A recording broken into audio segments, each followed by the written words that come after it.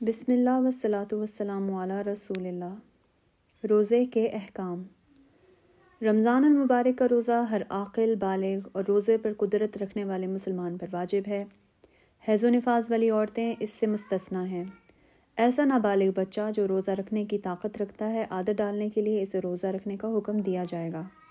ماہ رمضان کی آمد دو ذریعوں سے معلوم ہوتی ہے: ایک، چاند دکھائی دینا جس کی شہادت قابل اعتماد عاقل و بالغ مسلمان دے، خواہ وہ عورت ہی ہو، اور دو، شعبان کے 30 دن پورے ہونا۔ صبح صادق کے طلوع سے روزے کے وجوب کی ابتدا ہوتی ہے اور غروب آفتاب تک رہتی ہے۔ فرض روزے کی نیت طلوع فجر سے پہلے کرنا ضروری ہے۔ روزے کو توڑنے والے کام۔ ایک، ہم بستری کرنا۔ اس صورت میں قضا اور کفارہ دونوں واجب ہیں۔ کفارہ یہ ہے کہ غلام آزاد کرنا، نہ ملے تو 2 ماہ لگاتار روزے رکھنا، اگر یہ بھی نہ ہو سکے تو 60 مسکینوں کو کھانا کھلانا، جسے یہ بھی میسر نہ ہو تو اس پر کچھ نہیں ہے۔ 2، منی کا خروج، خواہ بوس و کنار کے ذریعے سے ہو یا مشت زنی کے ذریعے سے، البتہ احتلام کی صورت میں کچھ بھی نہیں ہے۔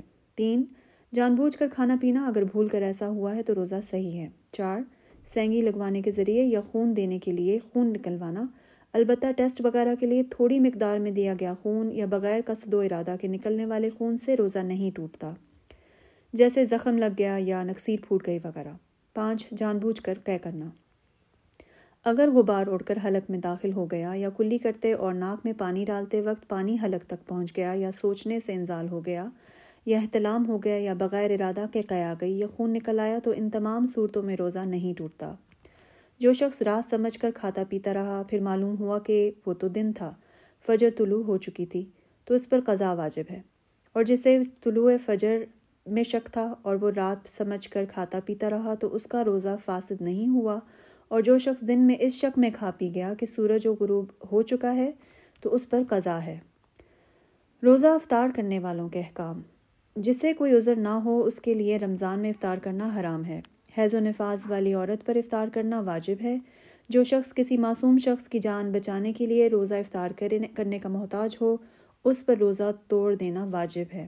وہ مسافر جو مسافت قصر تک سفر کر رہا ہے، اگر اس پر روزہ رکھنا بھاری ہے تو اس کے لیے افطار کرنا سنت ہے۔ اسی طرح اس مریض کے لیے بھی روزہ افطار کرنا سنت ہے جسے نقصان کا اندیشہ ہے۔ اگر کوئی مقیم دن میں سفر شروع کرتا ہے تو اس کے لیے افطار جائز ہے۔ اسی طرح اس حاملہ اور دودھ پلانے والی عورت کے لیے بھی افطار کرنا جائز ہے جنہیں اپنے اوپر یا اپنے بچے پر خوف ہو۔ حاملہ اور دودھ پلانے والی عورت کے علاوہ تمام مذکورین پر صرف قضا واجب ہے۔ البتہ حاملہ اور دودھ پلانے والی عورت نے اگر اپنے بچے کی وجہ سے افطار کیا ہے تو ان پر قضا کے ساتھ ہر دن کے بدلے 1 مسکین کو کھانا کھلانا بھی واجب ہے۔ جو شخص بڑھاپے یا کسی ایسے مرض کی وجہ سے افطار کرتا ہے جس سے شفا یابی کی امید نہیں ہے تو اس پر ہر دن کے بدلے 1 مسکین کو کھانا کھلانا ہے اور اس پر قضا نہیں ہے۔ اگر کسی شخص نے عذر کی بنیاد پر روزے کی قضا میں تاخیر سے کام لیا، حتیٰ کہ دوسرا رمضان آ گیا، تو اس پر صرف قضا واجب ہے، اور اگر تاخیر بلا عذر تھی تو قضا کے ساتھ ہر دن کے بدلے 1 مسکین کو کھانا کھلانا بھی ہے۔ رمضان کے جس روزے کی قضا ادا کرنا سستی و کاہلی کی وجہ سے رہ گئی اور اس کا انتقال ہو گیا تو اس کے وارث کا اس کی طرف سے روزہ رکھنا مسنون ہے۔ اسی طرح اگر تذکر نظر کا روزہ رہ گیا وہ تو وارث کے لیے اس کی قضا بھی مسنون ہے، بشرطے کہ نظر طاعت ہو۔ مزید ہر نظر طاعت کو ادا کرنا بھی مسنون ہے۔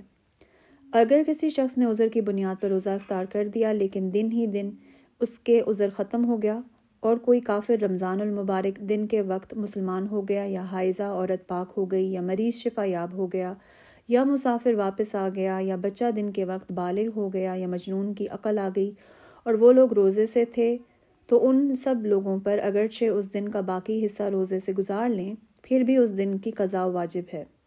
جس شخص کے لیے رمضان کے دنوں میں روزہ افطار کرنا جائز ہے، اس کے لیے اس دن کوئی اور روزہ رکھنا جائز نہیں ہے۔